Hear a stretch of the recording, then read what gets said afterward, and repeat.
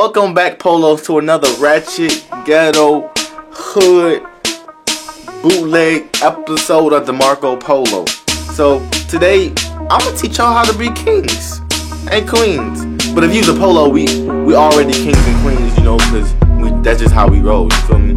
But if you're not, I'm gonna teach you how. First off, when I mean king, I mean the way people view you when you walk outside your door. That is what I mean by king. Everyone has their interpretation of who they are, but if you follow these simple rules, I guarantee you, you will get so much respect in your life, and from this video, you will become a different person. In order to be a king and be respected as that, you need to forget everything you know in your mind. You must clear your mind and admit what you are not. Because if you go on in life thinking that you are not something but trying to portray that, you will never become it. Everything about your life has to be this. And being a king doesn't have to just flood your life. It's just something that when people look at you, they don't think shit is sweet and try something with you. Simple as that. You must sleep, breathe, and eat these things I'm about to tell you. Step 1, you must surround yourself with people that influence you and can help you get to the place you want to be in life. Now, what I mean by that is, if you surround yourself with people that like to eat McDonald's all the time and be fat fucks, then in the mirror, that's what's going to show up with you. Now, if you want to surround yourself with people that's going to help you become something in life, and they have stuff in their life that's going to prosper, then that tends to rub off on you. And sometimes, and you don't necessarily have to copy this person, your brain automatically knows that if you're around these persons, their actions are going to rub off on you, and you're going to decide things differently than if you were with the fat fucks that like to eat Big Macs all the time. So if Fat Sally asks you to go to McDonald's and order numbers 1, 2, 3, 4, 5, 6, 7, 8, 9, 10, etc. infinity, then you need to say no, because that right there is not good for you. That is not gonna help you become what you want to become. Now, unless you would like to be a fat fuck, then sure, you can go down there with Big Sally and do that. But I have nothing against you being that. You can be whatever you want to be. And if you see that there's people over there that do their work and dress nice and look the part of being professional and being great, then you want to be on that side. You don't want to be in places where bad things that they do rub off on you. That's not what you want to do. Step 2, you must dress the part. Be a trend setter, because if you want people to view you as high stature, you must allow them to view you as a influence.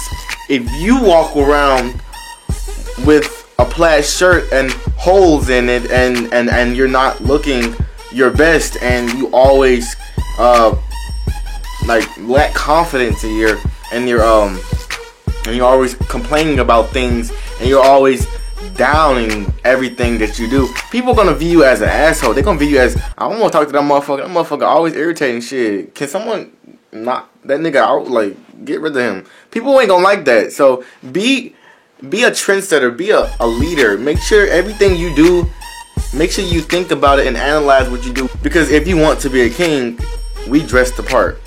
Now, I have a video about this called How to Be Hood. If you want some info on that, you can just click the video right here and it'll tell you all about that. I mean, that video, yeah, it'll tell you all about that. Step 3, you must build confidence. You must be the person that you've always wanted to be. You must put the first step forward when everyone's afraid to. You have to be willing to put yourself out there, and if something happens to you, able to adjust and prosper from it. If something bad happens to you, don't avoid it and be ashamed of it. Embrace it.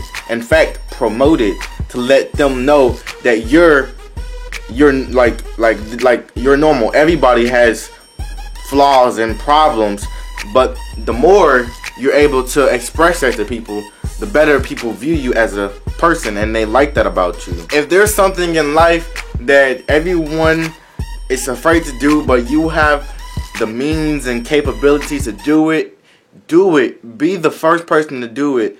And sometimes if you don't have confidence, you can fake it by having arrogance. That's when you do something knowing that you're probably gonna fail at it and not be good at it. But since you're the first one that does it, people are gonna be like, wow, that person most likely does not know what he's doing.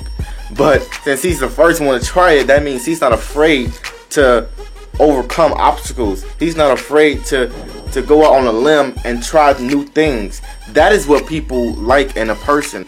But it's that overwhelming fear of what people might interpret of you. I mean, that leads into step 4, which is to not give a fuck about what people say. Like, that should be the least amount of things on your mind. Like, there are over 7 billion people on this fucking planet. You are only probably seeing people you want to like you for like, what, 4 or 5, at the most 10 years of your life. You have all your life to live, or if you're older, you still have your life to live. Those people, whoever you trying to like make, I don't know, like, forget about them. They're just dust on your shirt. Just put them in a washer and clean them off. Who cares? Like you have to have that kind of attitude. You have to slice through all the fakeness and through all the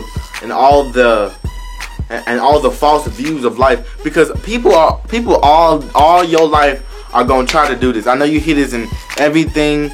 This is about to be the most clichéest thing I've ever said in my life, but you have to push through all the madness. You don't let what people say about you affect you. Sticks and stones may break my bones, but words will never hurt you. There's been no scientific evidence that proves that if someone doesn't like the way you look, you're gonna die. I mean, if that was the case, then sure, I would be scared, and I would probably be in most of you guys' cases. I would probably be just like you guys, and I would completely understand you. But unfortunately, that is not the case. You will not die if someone does not like you. I'm sorry, but this news that I want you to know. You're not gonna die. So therefore, everything you do, think of that.